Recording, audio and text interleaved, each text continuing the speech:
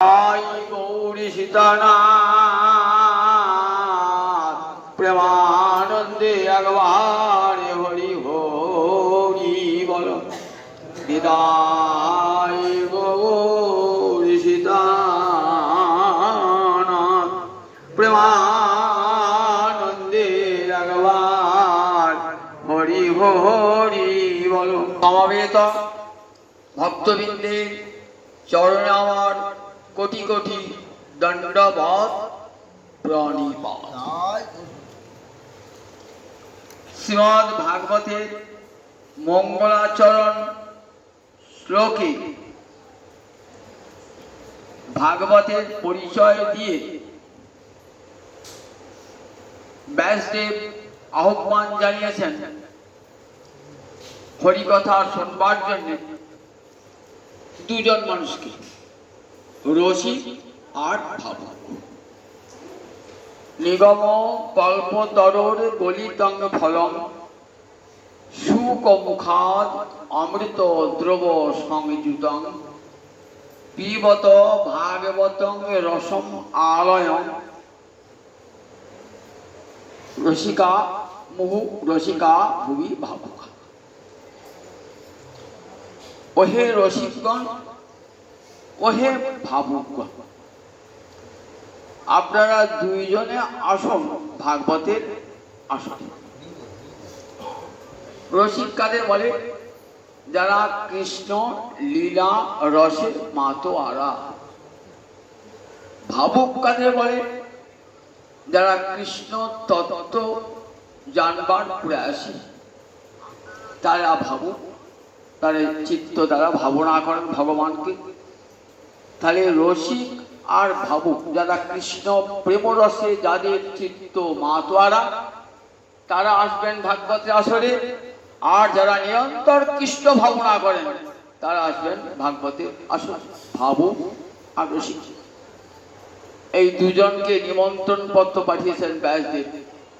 মুহুরহ রসিকা ভুবি ভাবুকা। শ্রীমদ্ ভাগবত নিগম কল্পতরুর গলিতং ফলম। দেখবেন প্রতিদিন আমি বলি ভাগবত বন্দনা আগে শ্লোকটি, কত তাৎপর্যপূর্ণ, কত কথা রয়েছে এর মধ্যে। নিগম কল্পতরুর গলিতং ফলম। নিগম মানে বেদকে নিগম বলা হয়, তন্ত্রকে আগম বলা হয়। নিগম শব্দ অর্থ কি? নিতরাং গময়তি ব্রহ্ম বোধয়তি। যে শাস্ত্র অনুশীলন করলে ভগবানের কাছে যাওয়া যায়, তাকে বলে নিগম শাস্ত্র। নিগমকে কল্পতরু বলেছে। কল্পতরু কাকে বলে? যে তরুর, যে বৃক্ষের নিচে দাঁড়িয়ে যাচক যে যে ফল কল্পনা করবেন মনে মনে, সঙ্গে সঙ্গে সেই ফলটি পেয়ে যাবেন। তাই কল্পতরু। যাচক গাছের নিচে দাঁড়িয়ে যে যে ফল কল্পনা করবেন, তাকে বলে কল্পতরু। দেখতে পারেন এখানে কত কল্পতরু। একটা গাছ সব ফল দিতে পারে? কল্পতরু নাই এখানে।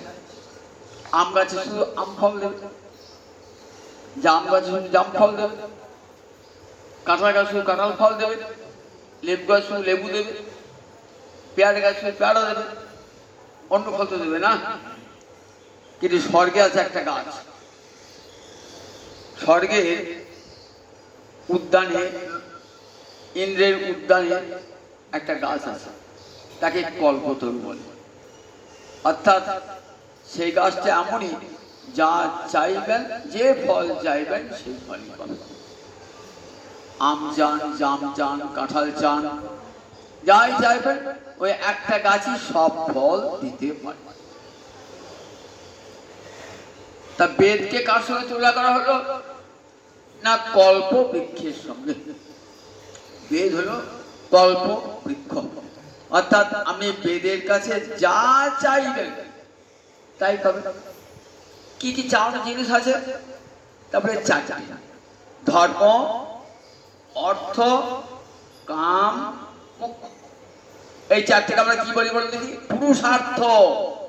পুরুষ মানে জীব, আর অর্থ মানে প্রয়োজন। এই চারটে পেলেই জীবের প্রয়োজন মিটে যায়। তাই চারটিকে আমরা কি বলি? পুরুষার্থ। জগতে দুই রকমের মানুষ আছে। একদল মানুষ ভোগ করতে চায়, সংসার সুখ ভোগ করতে চায়। আর একদল মানুষ সংসার ভোগ করে করে বুঝেছে যে সংসার ভোগে সুখ নাই, এখান থেকে সে পরিত্রাণ পেতে চায়, মুক্তি পেতে চায়। তারা কোন পথে যায়? তারা মোক্ষের পথে। আর যারা ভোগী মানুষ, বিষয়ী মানুষ, তারা কি চান? অর্থ, কাম, মোক্ষ। কাম মানে কামনার বস্তু। স্ত্রী চায়, পুত্র চায়, ঘর চায়, সংসার চায়, বর চায়, সব চায়।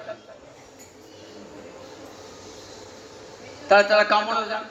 কামনা কাম্য বস্তু পেতে গেলে অর্থ চাই। আপনি বাড়ি করবে বলিতে হবে আর টাকা চাই। তাহলে সংসার করবেন, ঘরে স্ত্রী আনবেন, সংসার ভাবে অর্থ উপার্জন করতে হবে। তাহলে আপনার কামনা পূরণের জন্য অর্থের প্রয়োজন। ভোগ করতে করতে বলে এই জন্মে তো ভোগ করলাম, আবার এই জন্মে যেন ভাবে ভাবে ভোগ করতে পারি, আবার পরজন্মে যেন ভোগ করতে পারি। তার জন্য কি করলেন? তার জন্য কিছু পুণ্য কর্মাদি করলেন। সে পুণ্য কর্মাদি ফল কি হবে? আবার হয়তো ভালো ঘরে জন্মালেন, কি স্বর্গলোকে গেলেন, কিন্তু পুণ্য যেই ক্ষয় হয়ে যাবে, আবার কিন্তু ফিরে আসতে হবে এই জগতে।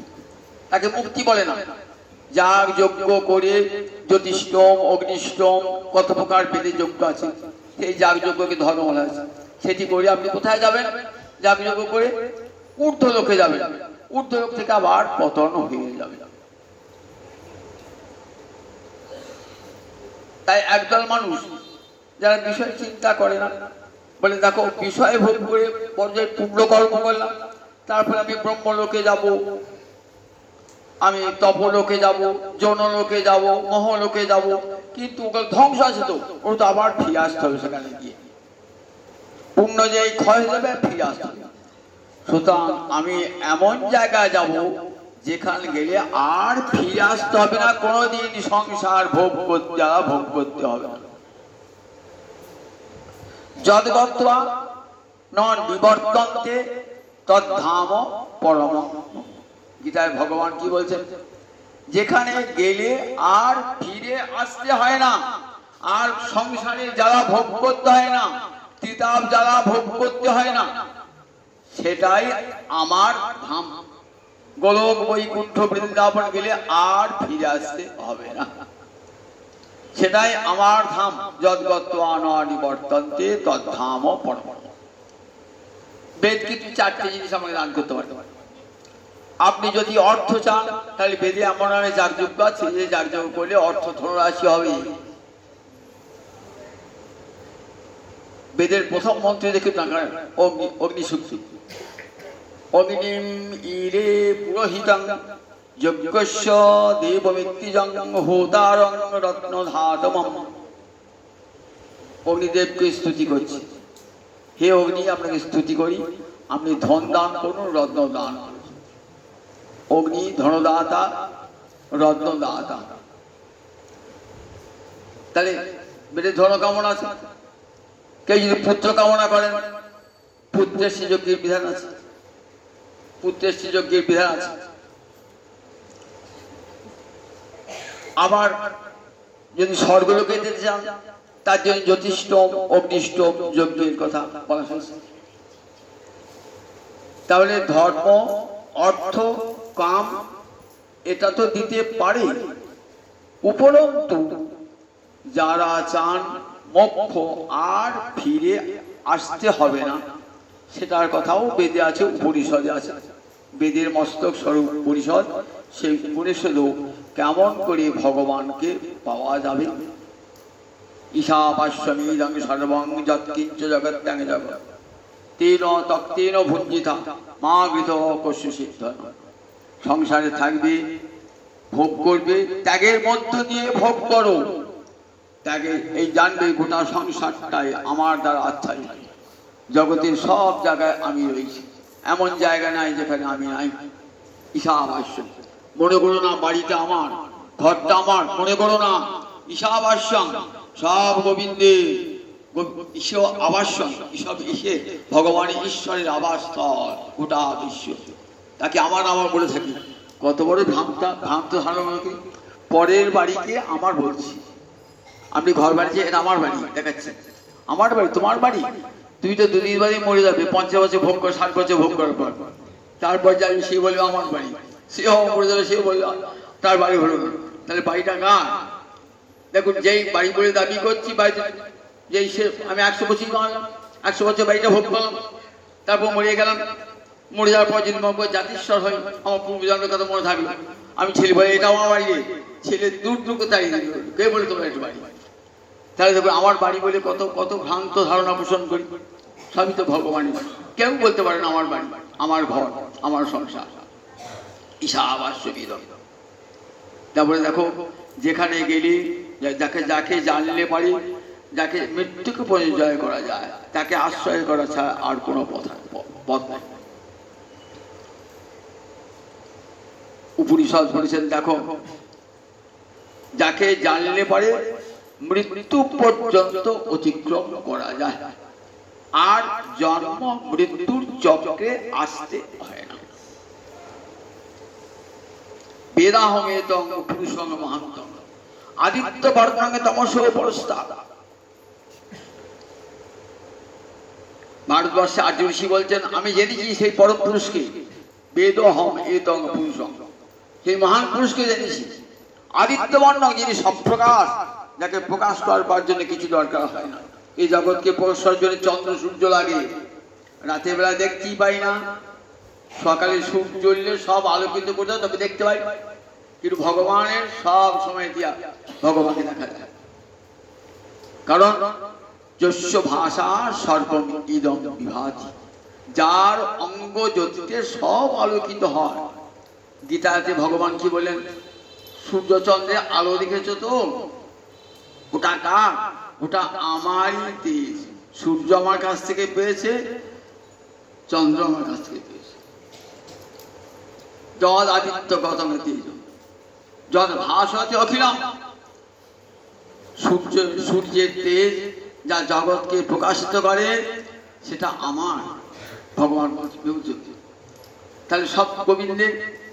তা বলেন, বেদাহমেতং পুরুষং মহান্তং আদিত্য বর্ণং তমসো পরস্তাৎ তমেব বিদিত্বা অতি মৃত্যুমেতি নান্য পন্থা বিদ্যতি অয়নায়। তাকে জানো, বেদ বলছে, আর কিছু জানতে হবে না সংসারে। আর যা জানবে সে তো তুচ্ছ, অনিত্য বস্তুকে জানা। একমাত্র নিত্য বস্তুকে জানো। বাড়ি ঘর, টাকা পয়সা, অর্থবিত্ত, যশ খ্যাতি, এ জানা মানে অনিত্য জানা। অনিত্য মানে আজ আছে, কাল আর নাই। সংসারটাই তো পরিবর্তনশীল, সংসারটাই তো। সংসারে আজ যেটা দেখছেন, সংসার মানে কি? সংসরতি ইতি সংসার, সম্যগ্রূপে সরে সরে সরে সরে যাচ্ছে বলে এই জগৎকে আমরা কি বলি? জগৎকে বলি সংসার। আবার জগৎ বলি গচ্ছতি ইতি জগৎ, সব সময় চলছে জগৎ, সব সময় চলছে, এক জায়গায় স্থির হয়ে নাই। আজ যা দেখছেন 50 বছর বাজার দেখবেন তাকে না। যে লোকটা 80 বছর পাঠ শুনতো, 10 বছর চাকরি, সে কোথায়? চলে গেছে। তাহলে দেখুন, সংসারটা সরে সরে যাচ্ছে, সরে সরে সরে সরে যায়। আজ যেখানে সমুদ্র, কাল সেখানে দ্বীপগুলো উঠছে। আজ যেখানে দ্বীপ আছে সমুদ্র হয়ে গেছে। তাহলে প্রতি মুহূর্তে পরিবর্তনশীল জগৎ, প্রতি মুহূর্তে পরিবর্তন হচ্ছে, তাই নাম সংসার। তাহলে সংসারে থেকে আপনি যেমন আমি অপরিবর্তিত থাকবো, আমি যেমন আছি থাকবো, তাহলে ভ্রান্ত ধারণা না। তা বলেন তমেব বিদিত্বা অতি মৃত্যুমেতি, তুমি এই তিতাব জ্বালার অতীত যদি হতে চাও তমেব, তবে মানে সেই পরম পুরুষকে, যে আদিত্য বর্ণের পরম পুরুষকে আমি এনেছি, তাকে জেনে মৃত্যু অত্যেতি, অর্থাৎ মৃত্যুকে অতিক্রম করে। নান্য পন্থা, আর অন্য কোন পথ নাই। মৃত্যু অতিক্রম করার আর অন্য কোন পথ নাই, একটাই পথ, ভগবান শ্রীহরিকে জানা, গোবিন্দকে জানা। বেদ মাতা উচ্চ কণ্ঠে বলে দিলেন, যদি চিরসুখে সুখী হতে চাও তাহলে একমাত্র গোবিন্দ চরণে আশ্রয় গ্রহণ করো, তাকে জানবার চেষ্টা করো। তাই নিগম কল্পতরুর গলিতং ফলম, বেদ নিগমকে কল্পতরু বলা হয়েছে, বেদকে কল্পতরু বলা হয়েছে এই কারণে সব ধর্ম অর্থ কাম মোক্ষ চারটেই দান করতে পারে, তাই কল্পতরু। শ্রীমদ্ ভাগবত গলিতং ফলম, বেদ কল্প বৃক্ষের গলিত ফল। গলিত ফল মানে গলিয়ে গলিয়ে ফলটা এসেছে। শ্রীজীব গোস্বামী টিকা করছেন, অতি পক্কং শত এব পতিতং ন কেনাপি বলাৎ পাতিতং। ফলটা এত পেকে গিয়েছিল, শত এব পতিতং, আপনা আপনি রসের ভারে ফলটা পড়ে গেল। কেউ বলপূর্বক জোরপূর্বক আঁশি দ্বারা টেনে বা গাছে উঠে ফলটাকে কেউ পারে নাই। ভাগবত ফলটা কোথায় ঝুলছিল? বেদ কল্পবৃক্ষের উচ্চ শাখায় ঝুলছিল ফলটা। সেই ফলটাকে কেউ জোর করে পারে নাই। ফলটা কেমন হয়েছে? রসে টইটুম্বুর হয়ে গেছে। ফল যখন পেকে যায় আর শাখায় থাকে, আপনা আপনি পড়ে যায়, কাউকে পারতে হয় না, আপনা আপনি পড়ে যায়। তাই গলিতং ফলম, আপনা আপনি পড়ে গেছে। ওরে বাবা, কত উঁচু শাখা থেকে ফলটা পড়ে গেল, তার ফলটা ফেটে যাবে, রস বেরিয়ে যাবে, ধুলো বালি ঢুকবে, ময়লা ঢুকবে। বলেন না ঢুকবে, কার ঢুকবে না? গলিতং ফলম, গলিয়ে গলিয়ে গলিয়ে গলিয়ে আসে। একটা শাখা থেকে আর একটা শাখা, তারপরের শাখা, তারপরের শাখা, তারপরের শাখা, এমনি করেছে গাছের গোড়ায় পড়েছে। তাই ফলটা কেমন আছে? বলে অবিকৃত, অবিকৃত আছে। স্বয়ং গোবিন্দ বলেছেন চতুশ্লোকী ভাগবত, তাকে বলেছে চারটে শ্লোকে ভাগবত বলেছেন, চারটে শ্লোকের মধ্যে তাকে কি বলে? চতুশ্লোকী ভাগবত। কৃষ্ণ বলেছেন ব্রহ্মাকে, ব্রহ্মা বলেছেন নারদকে, নারদ বলেছেন ব্যাসকে, ব্যাস বলেছেন শুককে, শুক বলেছেন মহারাজ পরীক্ষিতকে। তার একটা একটা শাখা। প্রথম কৃষ্ণ উচ্চ ডালে ঝুলছিল, কৃষ্ণ থেকে ব্রহ্মার একটা শাখা এলো, ব্রহ্মা থেকে কে এলো? নারদ এলো একটা শাখা, নারদ থেকে ব্যাস এলো, ব্যাস থেকে শুক এলো, শুক থেকে পরীক্ষিত। তাহলে একটার পর একটা শাখা গড়িয়ে গড়িয়ে গড়িয়ে গড়িয়ে ভাগবত ফল এসেছে, গাছের গোড়ায় পড়েছে। ফলটা কে কুড়িয়ে পেল? দেবর্ষি নারদ ফলটা কুড়িয়ে পেল। সেই ফলটা কাকে এনে দিলেন? প্রিয় শিষ্য ব্যাসদেবকে দিলেন।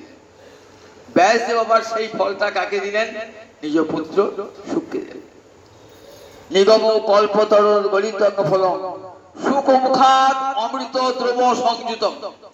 ফলটার একটা বৈশিষ্ট্য আছে, শুধু পাকা নয়, ফলটাতে এমনি এমনি পেকেছে, গাছ পাকা ফল। আর কাঁচা ফল পেড়ে এনে বাড়িতে পাকানো, দুটো একরকম আস্বাদ হবে নাকি? একরকম আস্বাদ হবে না। সব রসটা গাছের ফলের মধ্যে গিয়েছে, সে ফলটা কেমন আস্বাদ হবে নাকি? আর একটা নিয়ে এসে আপনি কার্বাইড দিয়ে বাড়িতে পাকালেন, দেখুন দুটো খেয়ে দুটো কত পার্থক্য।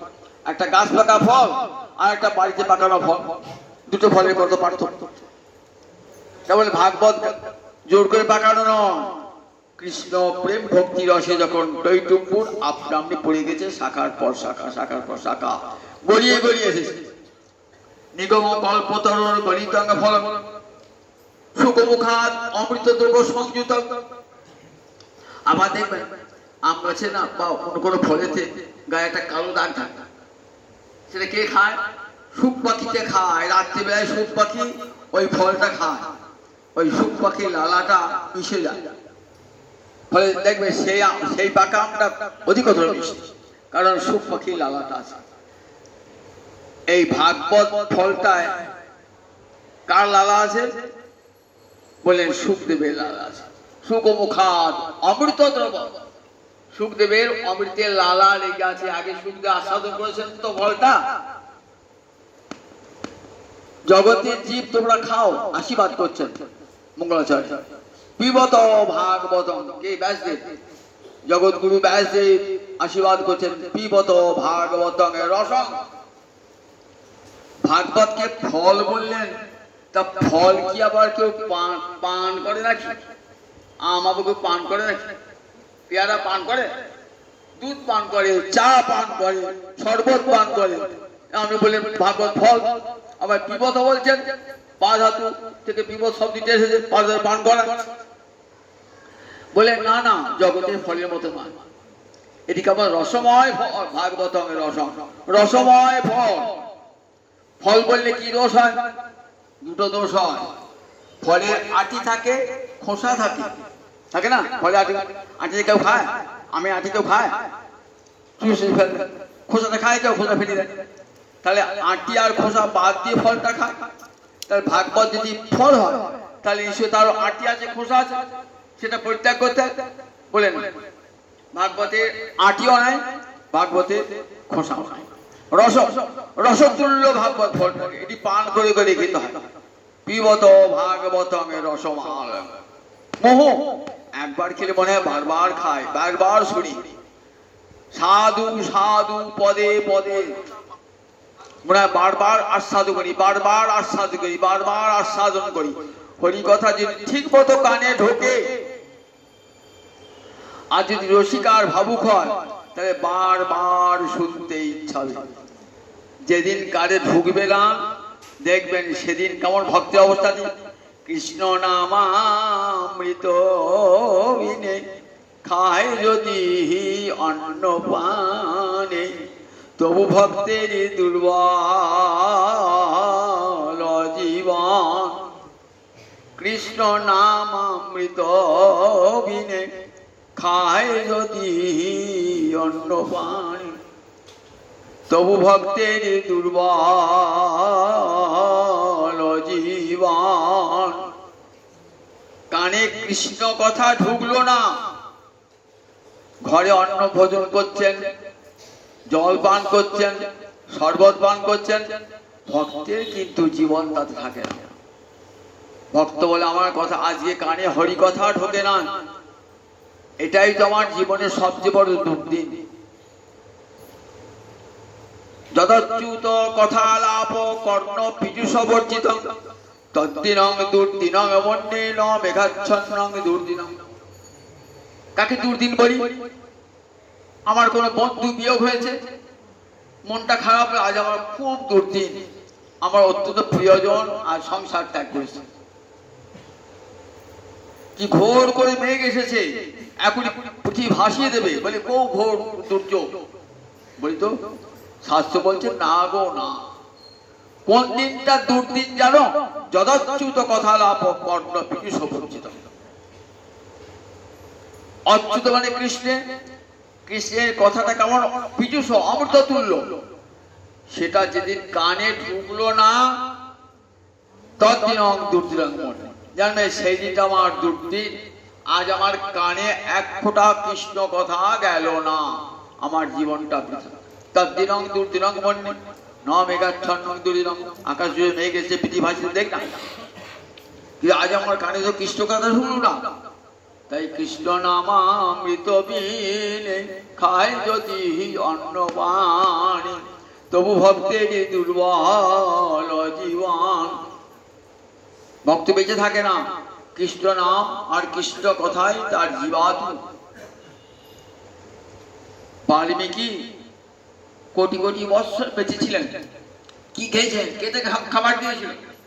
কে তাকে খাবার দিয়েছিল? কি করে বেঁচেছিল? রাম নাম ও সুধা পান করছেন সব সময়। রাম নাম ও সুধা, কোটি কোটি বৎসর বেঁচে আছে রাম নাম সুধা। তাহলে দেখুন, ভক্ত না খেলে বেঁচে থাকবে। কালকে সনাতন গোস্বামীর কথা বলছিলাম। সনাতন রূপ ছয় গোস্বামী কতদিন না খেয়ে অনশনে অর্ধাহারে কাটিয়েছে। 7.5 প্রহর যায় ভক্তির সাধনে। 8টা প্রহরে একটা দিন রাত্রি, 7.5 প্রহর মানে 21 ঘন্টা। তাহলে থাকলো অর্ধ প্রহর, সেটি নিদ্রায় এবং ভোজনে। তাহা নহে কোনোদিনে নিদ্রাকালে রাধা গোবিন্দের লীলা স্বপ্ন দেখছেন। কি ভোজন করতেন? মাধুকরী হাতে নেবেন, বাটিও নাই থালাও নাই যে আপনার বাড়ি থেকে বাটি পেয়েছে থালা পেয়েছে দাও গো, চাচি মুড়ি দাও, চাচি ভাত দাও। আবার কেউ গোল একটু মাখন হাতে এনেছেন, বাস মাঠা হাতি। সারাদিন কেটে গেল। কোনোদিন পেয়েছেন, কোনোদিন পান। অনশন অর্থ আসে। রঘুনাথ দাস গোস্বামী, সনাতন গোস্বামী, রূপ গোস্বামী জীবনে দেখুন। তাহলে কি করে বেঁচেছিলেন একদিন? 70 বছর 80 বছর কি করে বেঁচেছিলেন তারা না খেয়ে? আর না খেয়ে মরে যাবে, ডাক্তার বলেছে খেতে হবে। কেউ কই ডাক্তার বলে কিছু বেঁচে আছে বছর পর বছর। কি খেয়েছেন? কি খেয়েছেন তারা? একটু অন্ন খান নাই, মুড়িও খান নাই, ফলও খান নাই। সামান্য একটু ভোল পাতা কেউ দিয়েছেন, সেটি হাতে করে করো ভাজ হাতে নিয়েছেন, খেয়েছেন। এমনি করে মাসের পর মাস, বছরের পর মাস কাটিয়েছে। কৃষ্ণ নাম বাঁচিয়ে রেখেছে তাতে। কৃষ্ণ নাম সুধা, আনন্দে মাতোয়ারা, আনন্দে মাতোয়ারা। জানতেই দেন নাই ক্ষুধা তৃষ্ণা, জানতেই দেন নাই। মহারাজ পরীক্ষিত যখন কৃষ্ণ কথা শুনছেন, একা শোনে বসে 7 দিন শুনছেন তো, একা শোনে বসে। আমরা 1 ঘন্টা শুনতে পারি না, আর 7 দিন 24 ঘন্টা দিন রাত শুনছেন। বলছেন থেমো না ঠাকুর, থেমো না। মাঝে মাঝে সুখদেব থেমে যাচ্ছেন। কেন থেমে যাচ্ছেন? কষ্ট হচ্ছে বলে না, কষ্ট হচ্ছে না সুখদেবে। কি করছেন? বাসুদেবী ভগবতী নিমগ্ন হৃদয়। গোবিন্দের লীলা সাগরে ডুবে যাচ্ছেন। বলতে বলতে লীলা দর্শন হচ্ছে, লীলা সাক্ষাৎ, লীলা দর্শন হচ্ছে। তখন বলবেন কি করে? সাক্ষাৎ রাজিয়া বলছে, সাক্ষাৎ রাজিয়া দর্শন হচ্ছে, আর বলতে পারতে থেমে যাচ্ছে। সুখদেব ভাবছেন যে হয়তো ভাবছেন শ্রোতারা এতক্ষণ শুনছে যে কষ্ট হচ্ছে, অনেকক্ষণ খায় নাই, নিদ্রা যায় নাই, বিশ্রাম নেয় নাই, সেই জন্য খায় কোন থামছে। মহারাজ পরীক্ষিত তাড়াতাড়ি বলে উঠছেন, প্রভু আমার সময় নাই, 7 দিন সময়, আপনি আবার বলুন। আমার ক্ষুধা নাই, তৃষ্ণা নাই। তৃষ্ণার জলের জন্য একদিন আমি মুনির কণ্ঠে মরা সাপ জড়িয়ে দিয়েছিলাম। সেই থেকে আমি প্রতিজ্ঞা করেছি ওই কাল জল আমি আর স্পর্শ করব না, স্পর্শ করব না। আজমন করলে জল খেতে হবে তো, আজমন রাজা করেন জল স্পর্শ করবেন না। 7 দিন জল না খেয়ে, অন্য কোনো খাদ্য না খেয়ে, একা শুনে আহার নিদ্রা পরিত্যাগ করে হরিকথা শুনছেন। কে বাঁচিয়ে রেখেছে মহারাজ পরীক্ষিত 7 দিনকে? আবার কোটি কোটি শ্রোতা শুনছেন। তাহলে কে বাঁচিয়ে রেখেছে? খাবার নিয়ে গেছে, চা নিয়ে গেছে, হলি নিয়ে গেছে কেউ? বুঝে শুনছেন হরিকথা, সব বুঝে শুনছেন। কারো ঘুম আসে নাই, কারো কেউ খাবার দিয়েও আসে নাই, বসে শুনছেন হরিকথা শুনছেন। তাহলে এখানে তো বুঝুন হরিকথার কেমন মায়া। ক্ষুধা তৃষ্ণা সব ভুলে দেয়। পিবন্তং তন মুখম ভোজ চুদং হরিকথাম মৃতম। আপনার মুখ নিশ্চিত হরিকথা এমনিতেই মধুর, আবার সাধু মুখে যদি শোনা যায় সেটি আরো মধুর হয়ে যায়। সাধু মুখে শুনলে তার একটা আলাদা মূল্য। এই হরিকথা এমনিতেই মধুর, আর সুখদেব আপনার মুখ থেকে শুনে সেটি আরো মধুর, আরো মধুর। পিবন্তং তন মুখম ভোজ চুদং হরিকথাম মৃতম। তোমার মুখ কমল হতে, বদন কমল হতে নিশ্চয় হচ্ছে হরিকথা অমৃত। সেটি পান করতে করতে আবার ক্ষুধা তৃষ্ণা সব দূর হয়ে গেছে। তাহলে এখানে কি পড়া হয় বলে কি, যে হরিকথা ক্ষুধা তৃষ্ণা হর, সব ক্ষুধা তৃষ্ণা দূর করিয়ে দেয়। তাই নিগম কল্পতর গলিতং ফল সুখমুখাদ অমৃত দ্রব সংযুত। সুখদেবের অমৃতের লালা আছে তার। পিবত ভাগত পান তো জগতে জীব আকণ্ঠ পান। কতদিন?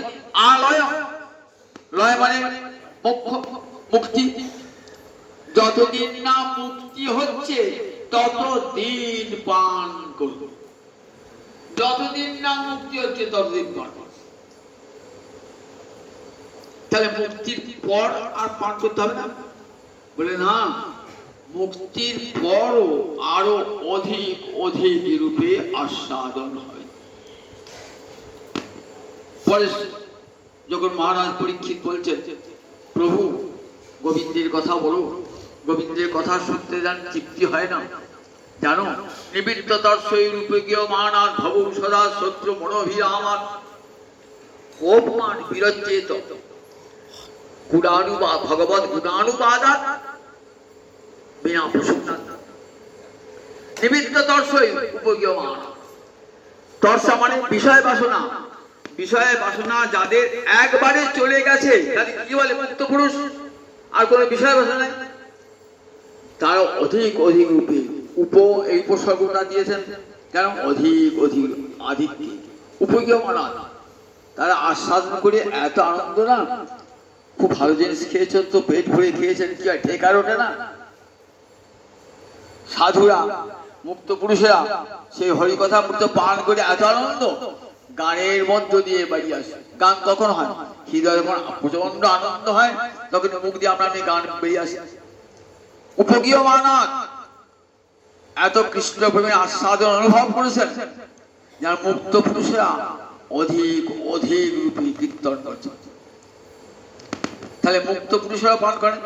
যতদিন মুক্তি না হচ্ছে ততদিন আস্বাদন করুন, আবার মুক্তি লাভের পরও আস্বাদন করুন। দুটো আস্বাদনের একটা তফাৎ আছে। কিরকম তফাৎ? একটা উদাহরণ পরিষ্কার হয়। বনেতে ব্যাধেরা কি করে? মৌচাক ডালে কোটে মধু ভরে, পাত্রে মধু ভরে, সেটা খাঁটি মধু। এইবার মৌচাক ডাল থেকে দু চার ফোঁটা নিচে পড়ে যায়। রাখাল বালকেরা হাঁ করে তাকিয়ে দেখে। মধু খেতে ইচ্ছা করলো, তারা মধু খেতে পারে না, পয়সা চাই তবে তো মধু দেবে, বিক্রি করবে। ব্যাস চলে গেল। তখন তারা কি করেন? ওই গাছের তলায় পড়ে থাকলো, যে মধুটা ধুলো মিশেছে, ঘাস মিশেছে, সেই মধুটা ছেড়ে ছেড়ে খাচ্ছে। তাই সে মধু আস্বাদ পায় না? আস্বাদ পায়। ধুলো বালি সব মেশানো আছে, তবু আস্বাদ পাচ্ছে। আমরা তো বিষয়ী, আমাদের অন্তরটা কেমন ধুলো বালিতে ভরা, মলিনতায় ভরা। এর মাঝে কৃষ্ণ কথা পান করছি তো তাতেই কথা আনন্দ পাচ্ছি। ধুলো বালি মাখানো কৃষ্ণ কথা, বিষয় বাসনা মাখানো কৃষ্ণ কথা, তাতেই কথা আনন্দ। যখন হৃদয়ে কৃষ্ণ আর বিষয় বাসনা থাকবে না, একবার নির্মুক্ত, তখন বুঝুন কৃষ্ণ কথার কি আনন্দ হবে, কি আস্বাদন হবে। তাই আরো মানে মুক্তির বড় আস্বাদন পিবত ভাগবত রসম, আরো মুক্তির বড় আস্বাদন। মুহুরহ রসিকা অভিভব। কারা পান করবেন? রসিক জনেরা আর ভাবুক জনেরা। রসিক মানে যারা রস আস্বাদন করেন। কটা রস আছে বলুন দেখি? 12টা রস, 5টা মুখ্য রস, 7টা গৌণ রস। শান্ত দাস্য সূক্ষ্ম বাৎসল্য মধুর, এই 5টা রস আছে। আর হাস্য রৌদ্র বিভৎস বীর ভয়ানক, এরকম 7টা রস আছে। এরা সব অঙ্গ রস, আর এই 5টি অঙ্গী রস, প্রধান রস। তাহলে 12টি রস। যখন গোবিন্দ লীলা হচ্ছে, কখনো বাৎসল্য রসের লীলা,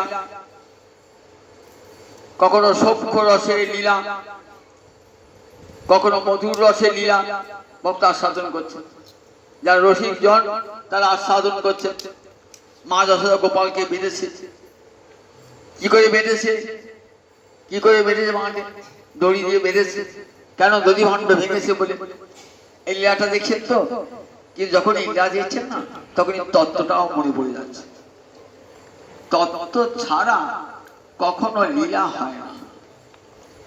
লীলাটা দাঁড়িয়ে আছে, লীলারস দাঁড়িয়ে আছে তত্ত্বের উপরে। আপনি যদি একটা বাড়ি তৈরি করেন, তাহলে কি করতে আগে? আগে আপনাকে ভিতটা তো ভালো করে তৈরি করতে হবে, নাহলে বাড়িটা পড়ে যাবে তো। খুব শক্ত করে ভিতটা দেখবেন মিস্ত্রি করছে,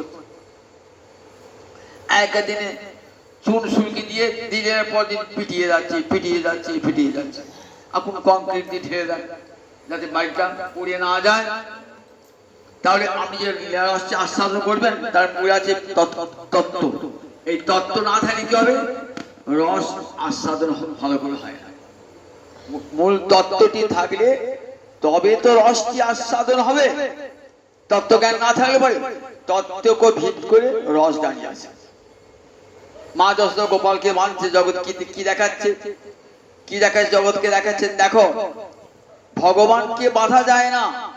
যত বাচ নিবর্তন্তে অপ্রাপ্য মনসা সহ, বাক্য যার কাছে যেতে পারে না, মনও যার কাছে যেতে পারে না, ফিরে আসে।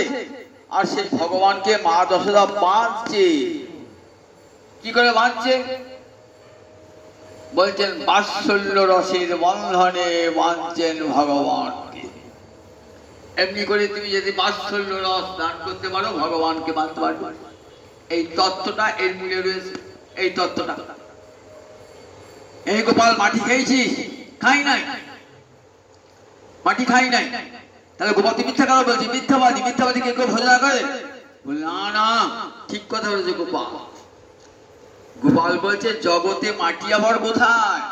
সবই তো আমি, মাটিও আমি, আমি আমি বালক। তাই মাটি খেয়েছি? তাহলে তত্ত্বে জানালো ভগবান, ভগবান মাটি খান না, তাহলে মিথ্যা কথা বলে না। আবার মুখের মধ্যে অনন্ত করে ব্রহ্মাণ্ড দর্শন করছেন। এ দ্বারা কি তত্ত্ব প্রকাশিত হলো? বেদের তত্ত্ব। একং সদ্বিপ্রা বহুধা বদন্তি।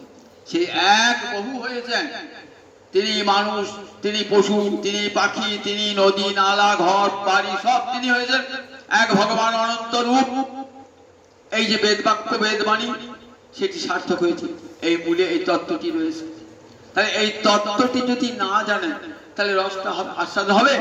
রসটা আস্বাদ হবে না।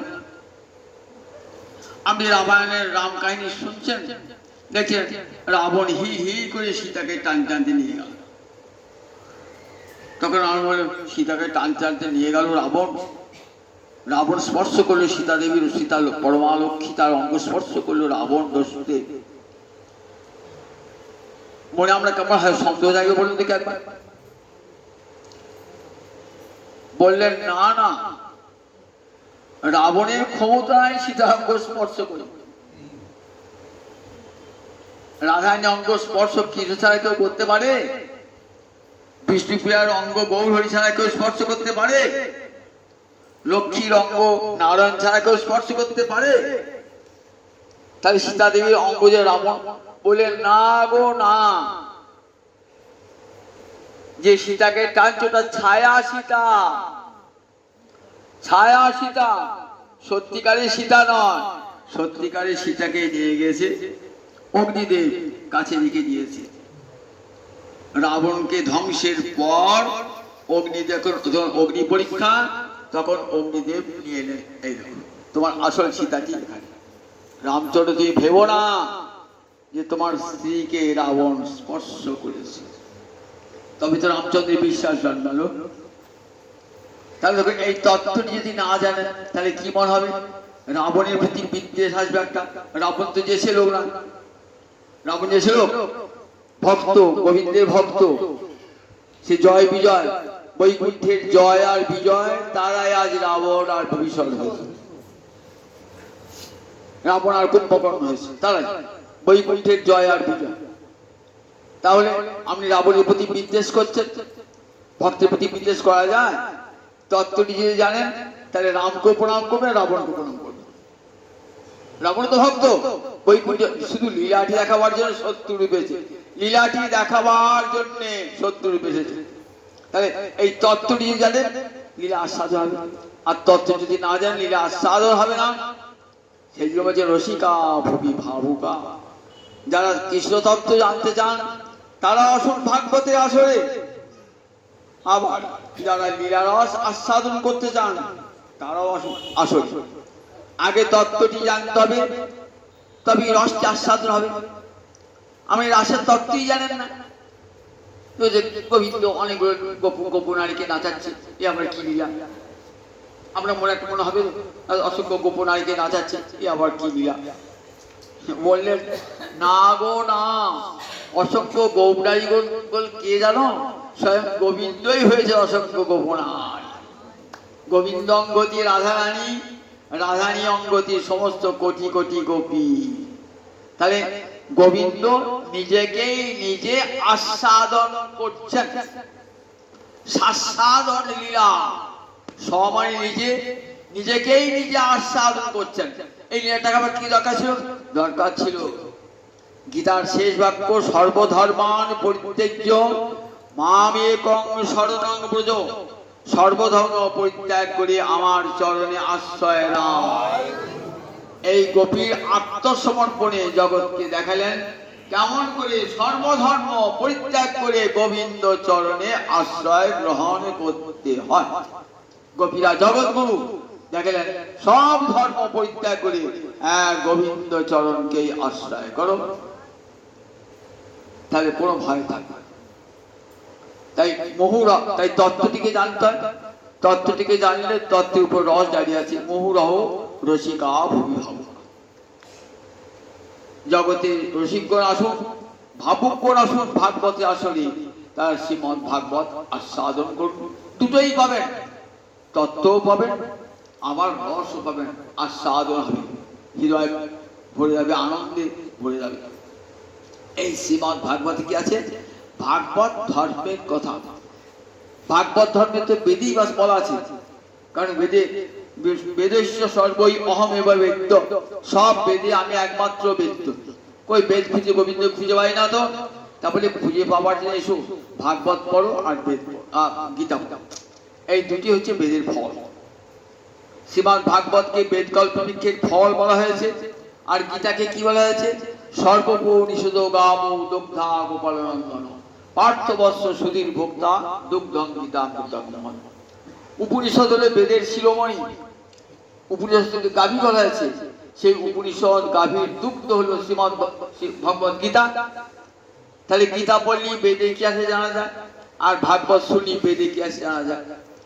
চতুর্বেদ, বেদ বলে তো একটা দুটো গ্রন্থ নয়, একটা বিরাট লাইব্রেরি বেদ বললো। অন্য ধর্মে একটা বললেন কোরআন একখানা বই, বাইবেল একখানা বই, বেদ বলে একখানা বই নয়, চারটে বেদ, আবার ছটা অঙ্গ তার, ছটা দর্শন তার, তারপর তার আরণ্যক আছে, ব্রাহ্মণ আছে, সূত্র সাহিত্য আছে, এতগুলো তার শাখা, তার কত ব্যাখ্যা, কোটি কোটি ব্যাখ্যা, কোটি কোটি পাঠের আদল, এইগুলি সব দেখা একটা দুটো লাইব্রেরি হয়ে গেছে ঘর বোঝা।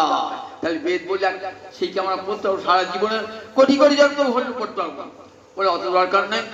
ভাগবতে আসরে এসো, এসে ভাগবতী কথা শুনো, জানবে বেদ এই কথাটা বলেছে। গীতা শোনো, দেখবে এই ভাগবত এই কথা বলেছে। আপনি যখন গীতা পড়তে যান কি করতে? প্রথমে ওম বললেন, ভাগবত কেমন, গীতা কেমন বলেন? ভগবদ গীতা মালা মন্ত্রস্য ভগবান বেদব্যাস ঋষি অনুষ্ঠুপ ছন্দ শ্রীকৃষ্ণ পরমাত্মা দেবতা। তাহলে দেখুন, আবার দেখুন ঠিক বেদ মন্ত্রে যেমন ঋষি ছন্দ দেবতা থাকে, গীতারও যেমন ঋষি ছন্দ দেবতা রয়েছে। ভগবত গীতার মালা মন্ত্র তার ঋষি ছন্দ দেবতা রয়েছে। প্রতিটি গীতা বেদ মন্ত্র উচ্চারণ করতে গেলে ঋষি ছন্দ দেবতা বলতে নইলে হয়।